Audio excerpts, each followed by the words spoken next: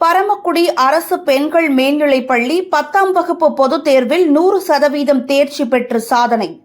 ராமநாதபுரம் மாவட்டம் பரமக்குடி அரசு பெண்கள் மேல்நிலைப்பள்ளி நடந்து முடிந்த 10ஆம் வகுப்பு அரசு பொதுத் தேர்வில் 100% தேர்ச்சி பெற்று சாதனை படைத்துள்ளது. இப்பள்ளியில் 116 மாணவிகள் 10ஆம் வகுப்பு பொதுத் தேர்வு எழுதினர். இதில் அனைத்து மாணவிகளும் தேர்ச்சி பெற்றுள்ளார்கள். அனுஸ்ரீ என்ற மாணவி 481 மதிப்பெண்கள் பெற்று முதலிடம் பெற்றார். ஜீனத் ஃபர்ஹானா என்ற மாணவி 471 மதிப்பெண்கள் பெற்று இரண்டாம் இடமும் கணித பாடத்தில் 100 மதிப்பெண்களும் பெற்றுள்ளார்.